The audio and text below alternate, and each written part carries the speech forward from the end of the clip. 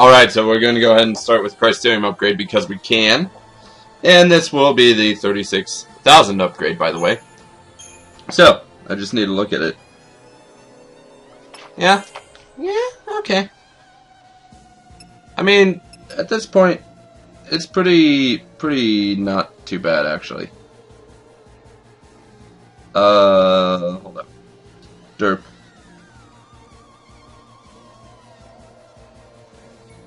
Okay. Sentinel and Synergist. I can do that pretty easily. See, what I'm not understanding is why do they make Sarah's easier as it gets towards the end and Noel's is just like, I guess, increasingly difficult. And really for the Synergist and Saboteur, you have to like actually be paying attention on when you get stuff and understand how it works. Which is why, you know, I did go ahead and say that I would show XIII upgrades.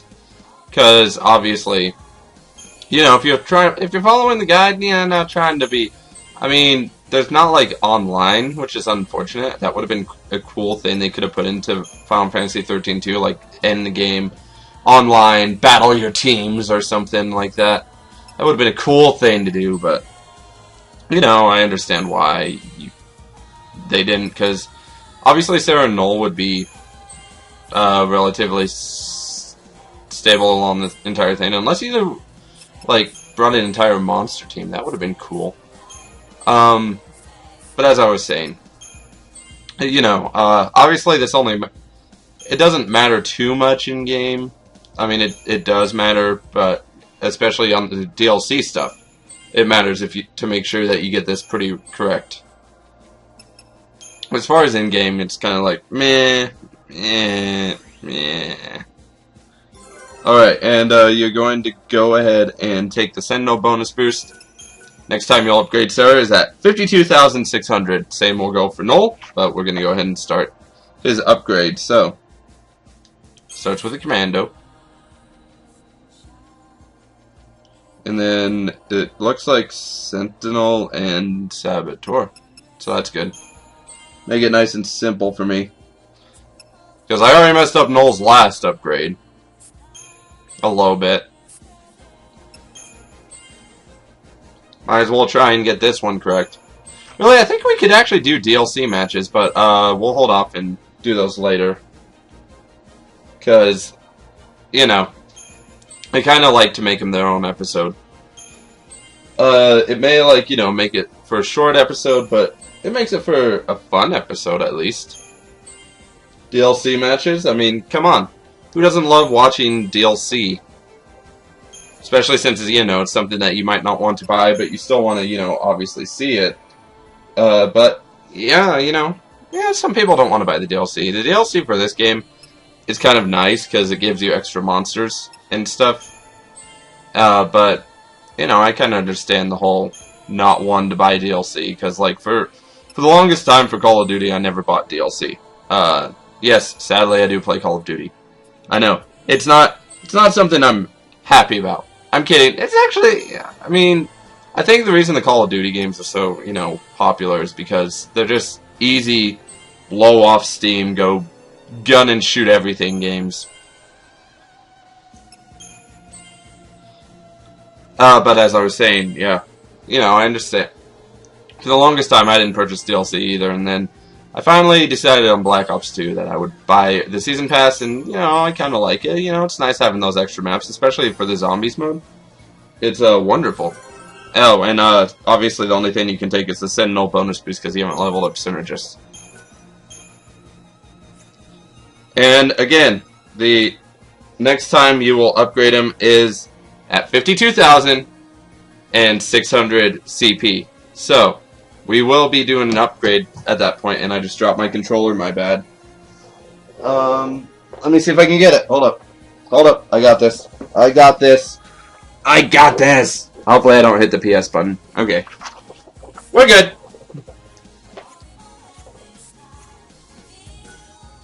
Anyway. We're going to go ahead and go to the Arcalite step. And we're going to continue some of those sub-boss battles. I call them sub-bosses because they're not really bosses. Actually, I guess, you know, they could be considered bosses, so they're kind of boss battles. They're like optional bosses that you can do. For sure. For sure. Sorry, I'm being silly again. My bad. I shouldn't be silly. But we're trying to complete as much as we can before we obviously head back.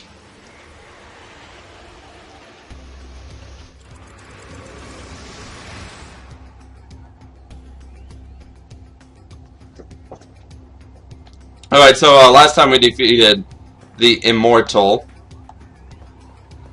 This time we're going to go ahead and head back to the camp, which I probably was closer to that and I could have used. We're going to avoid a battle. Maybe. We're not going to avoid the battle. This thing's too fast.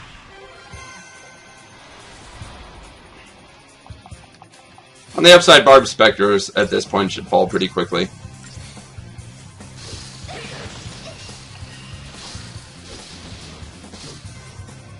Too easy. And like Noel said, it was too easy. Okay. We continue onward.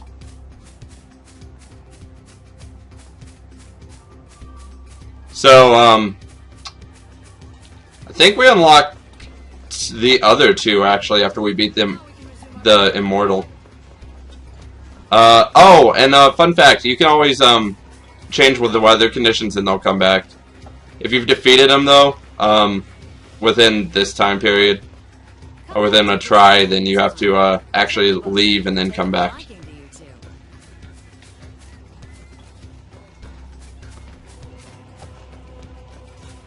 Maybe this is the guy I talked to?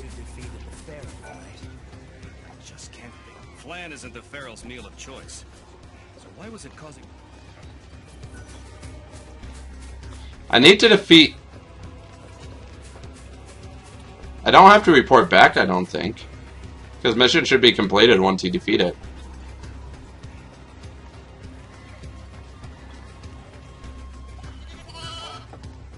You took care of the monster?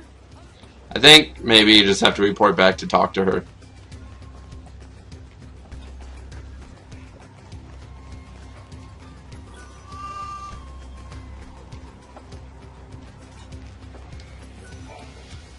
Has anyone told you of the savage monster lurking around this area? You'll see it on rainy days. That's what you see. That's why I bet. Oh, my bad. I had to talk to Tipper. I thought I had to talk to someone else, but I guess it's Tipper. Ochu. I think this is rain.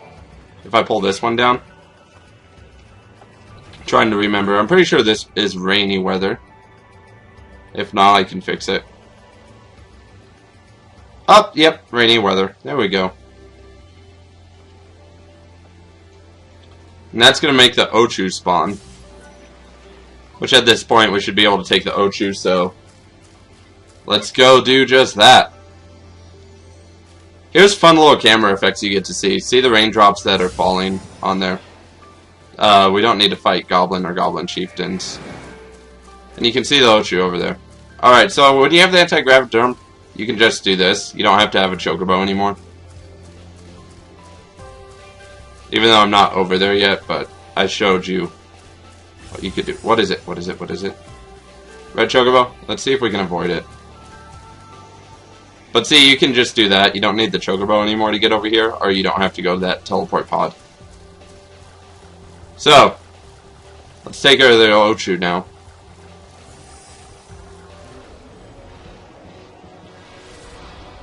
Fun fact, he's also weak to fire. Oh, and he'll send out seeds of microchews. Your best bet is just to ignore them. And he absorbs water, I just wanted to show that. But fun fact, he is weak against fire, so just kind of cast your fire spells. Anyway, microchews will just like keep attacking. But they only do about 132, just kind of watch your health while you're fighting this guy. Because he does a lot more, obviously. The reason to not attack the microchews is because if you attack them, He gets kind of mad, and he'll do an attack that really, really hurts. So even though the micro chews are relentless in attacking, it's worth your time just to kill the Ochu off first and then deal with them.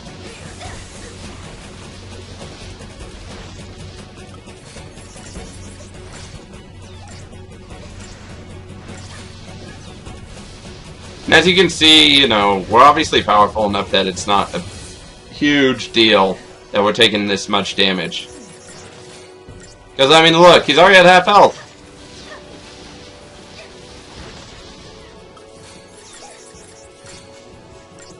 He's about to screech, though.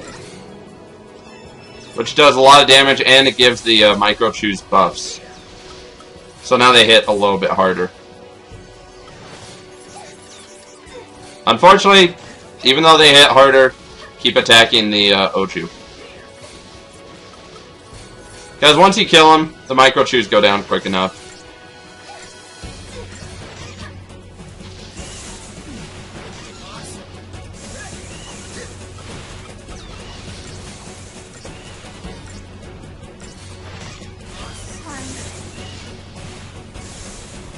Oh, and you have... This is the most useful boss battle out of all four of them because you have the opportunity to get potent crystals thanks to the micro chews. Unfortunately, we didn't this time, but... As you can see, you defeat the Ochu, you gain 30,000 CP. This is basically where you're going to be doing a lot of... You know, once you defeat the Arcalite Step monsters, you just get a lot of CP. So, it's useful to defeat them. And, here, I'll show you what I mean. These guys are just useful in farming. And granted, they have a Mew Meow, so I do have to watch out for that. But the Mew Meow is almost dead, so that was not a threat at all.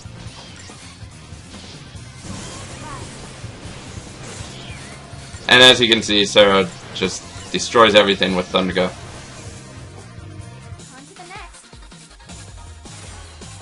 But as you can see, they drop potent crystals, so they're useful. Now you can't anti-grav jump back though. That's the only bad thing. That's the more useful thing about Chocobo. So you do have to go into the trench. We don't really need to worry about Buckaboos. If we don't have to. Oh, I thought I could make it, but I jumped too soon.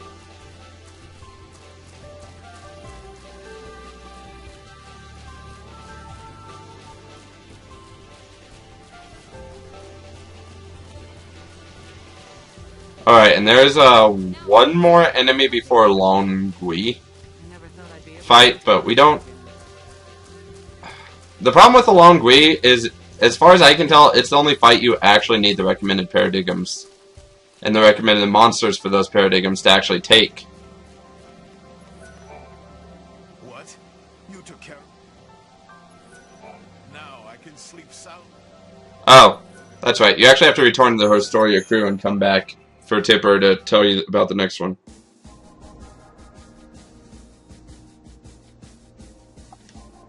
Time.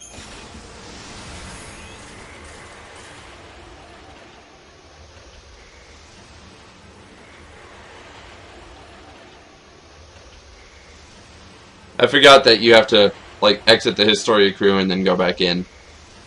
And then it'll reset everything and it'll be like, okay, now go fight this monster! I guess we could always try to fight the Longui without the recommended... I mean, we do still need a Synergist setup, though, is the thing. And a Saboteur setup, so maybe we can do it? I mean, we have commandos and stuff. Maybe. We'll have to give it a try. Rumor has it no monster would want to test your strength on him. Alright, we have to hunt this grief-stricken Seath. Now this is going to actually be a difficult fight, and we might have a little bit of a problem. So we'll have to set that up again, so that we get cloudy weather. Then we're going to have to make something go down so we get stormy weather.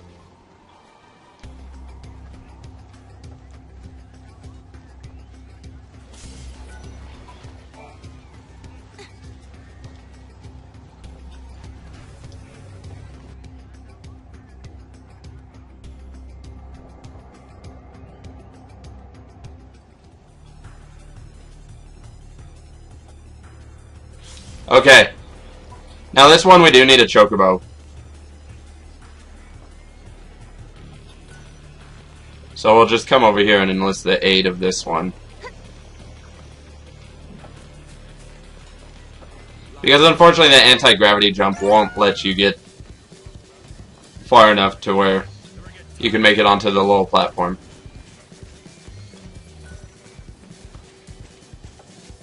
Also, as you can see, I've obviously missed some areas for map completion. I'll go cover those later. But if you've been good and have done most map completion, this should actually be the last area you have to go to. And you can see, like, right there. And there's a little item there that I haven't collected yet, but I can get it later. So what you have to do, and this is why the anti-gravity jump won't work, because the chocobo has a longer jump. You have to go over here. And then it'll automatically dismount for you. And then you'll face the Yomi.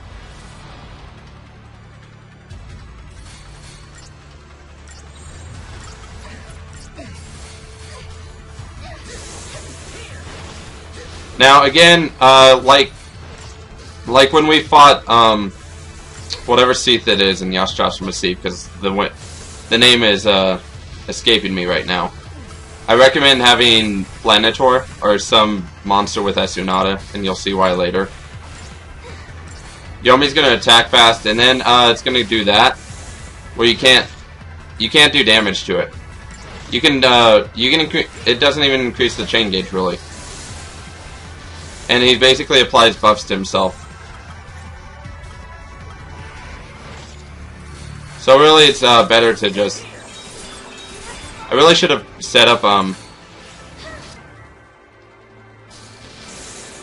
really should have like actually set up a. What is it? What am I trying to think of? I should have set up a Saboteur Synergist. Actually, hold up. Retry. Because I want to,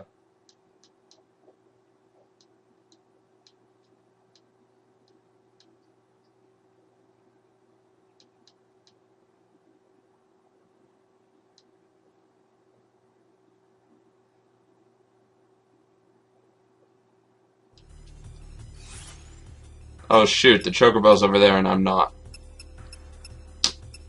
Okay, well, customize. We don't really need diversity. She makes a more useful Saboteur, he makes a more useful Synergist. All sword soldiers useful. Planitor.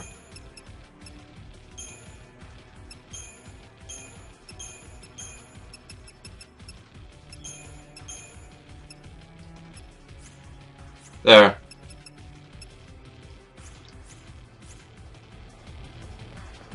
Shoot. I don't think there's a Chocobo in there. Oh, there you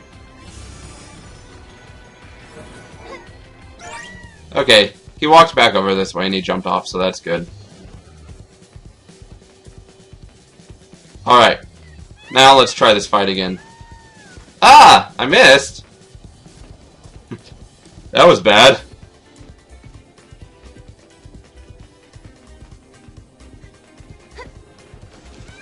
There we go.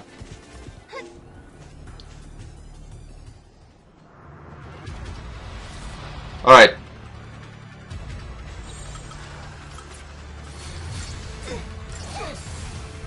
Also, he does wounding attacks, as you can see, so having a couple of wounding potions backed up is pretty good.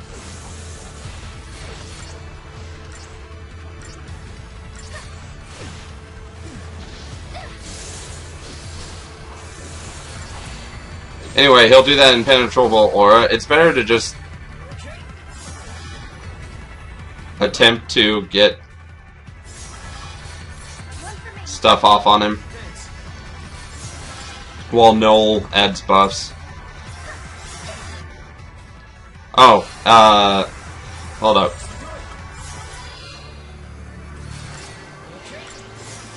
What?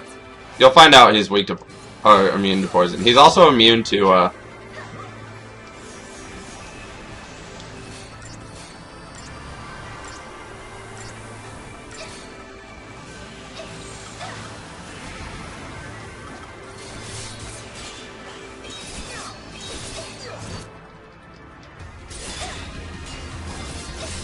Maybe he's not immune to poison. I swear it said he was. Anyway, he'll just do that again, so it's better to heal and wait for him to break out of this.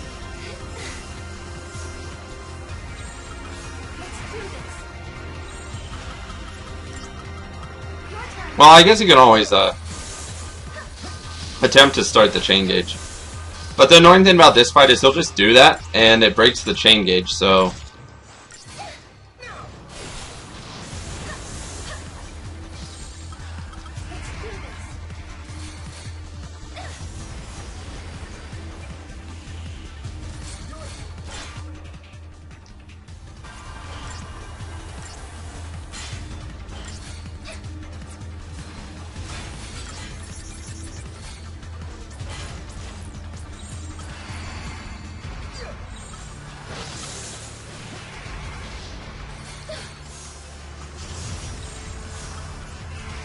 And as you can see, really, I probably should have made this a little bit better. So, really what I probably should have done is not put Saboteur in there. Because it's kind of pointless to have it, because he'll just impenetrable aura.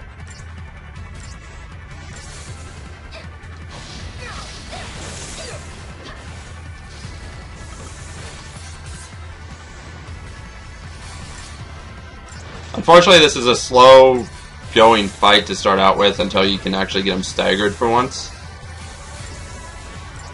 Which, you're lucky if he lets you. Because see,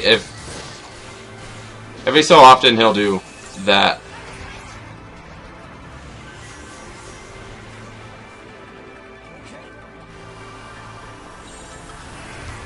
Alright. Basically just, go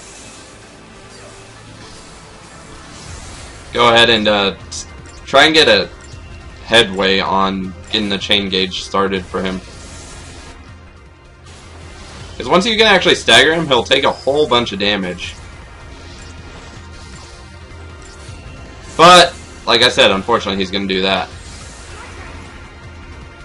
I guess there's really nothing to refresh, so I might as well just heal up. Use a wound potion.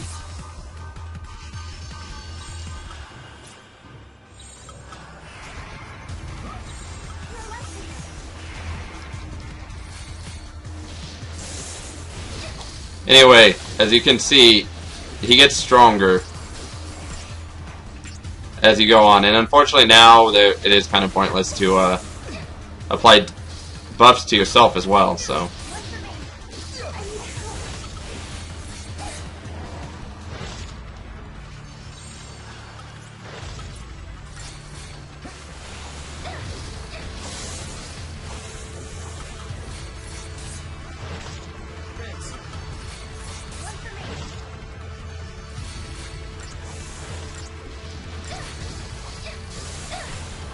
And there he goes again.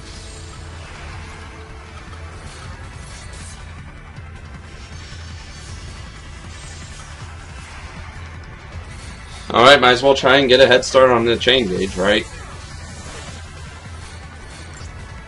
Because again, there's no point in applying buffs to yourself at this point. He's just going to, unfortunately, debuff you. And I really should have made a Tortoise Paradigm, actually.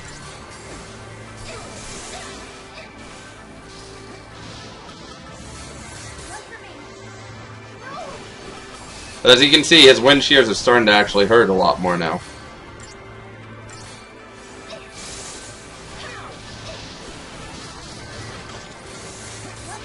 This is definitely a fight you want to make sure you have plenty of potions stocked up in. Especially since it'll probably drag on for a little bit. But if you can stagger him, which unfortunately he's not letting us do.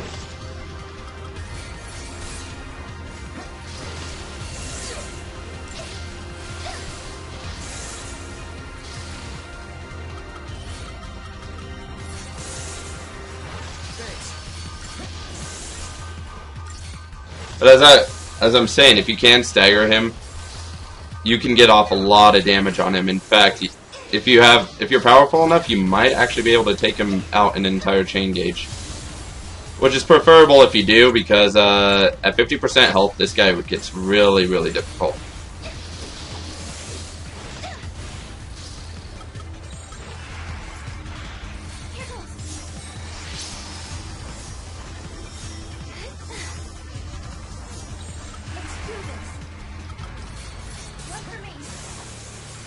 But unfortunately, he I need a Ravager.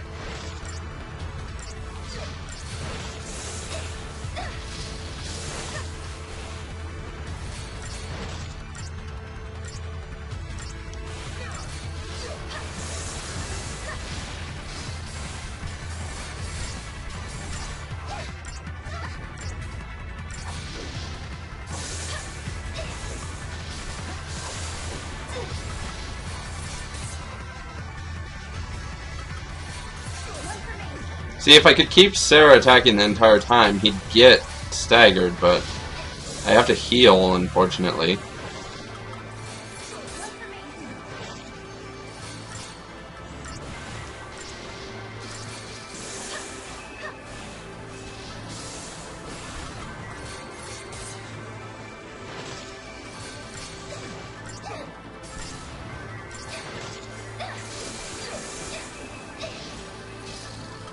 Finally! I mean, obviously he doesn't stop attacking, but... Ah! What?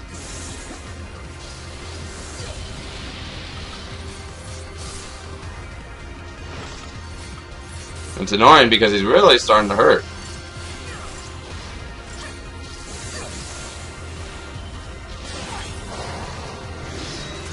I might as well bellow.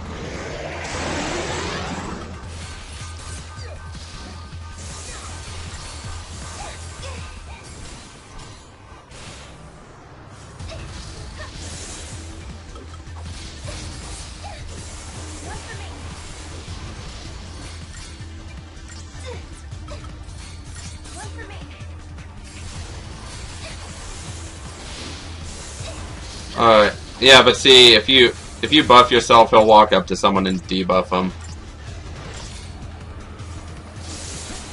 That's what makes him really annoying, is he's a boss that you can't stay buffed against, and he's a boss that you can't continuously keep debuffed. Oh shoot!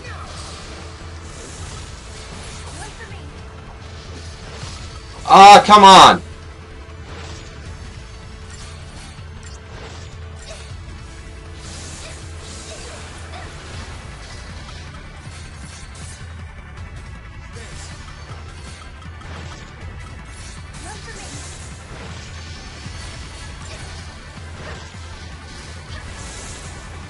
Although I may sense a strategy somewhere in here.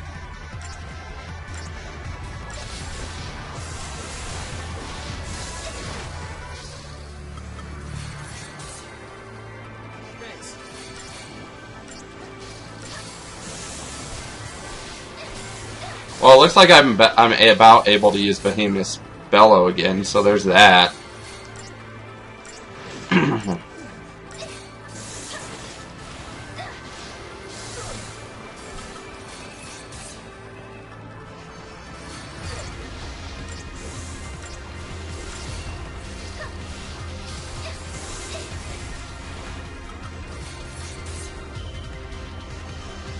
Alright, now he's trying to apply debuffs.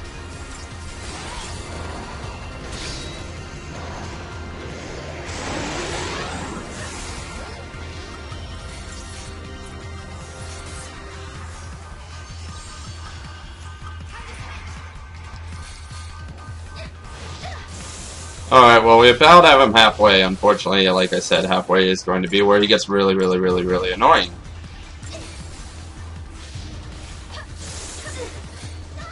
Yeah, unfortunately, this is basically an uphill battle. You just kind of... Even if you start out strong, he'll just come back.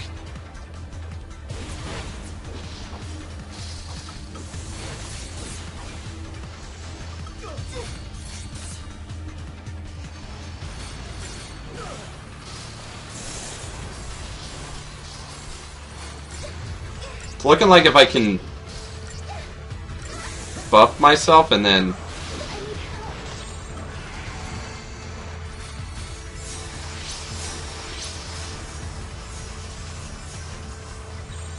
If I can buff myself, then it makes him have to try and get the debuffs.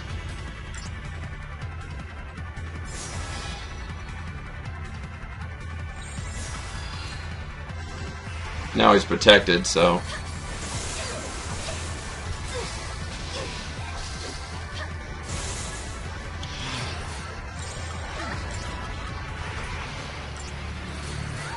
Yep, will kill someone if you're not careful. In fact, it killed 2 people, and that's why I needed a tortoise. I did not mean to use it on myself, no!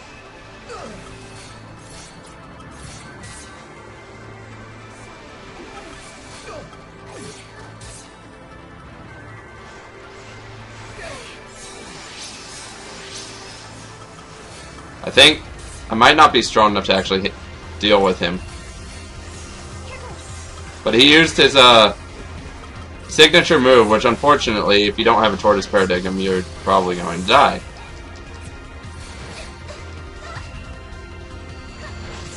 Okay, good.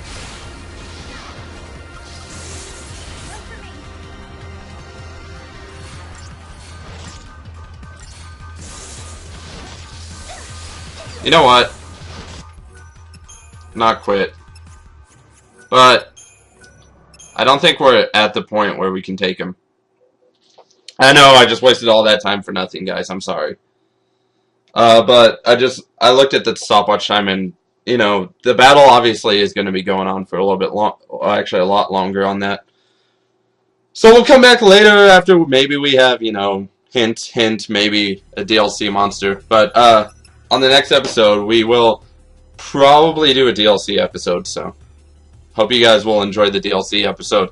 And again, sorry for going over time. I didn't realize how much time Yomi was taking until, you know, I obviously looked again. But we'll see you guys next time. Goodbye.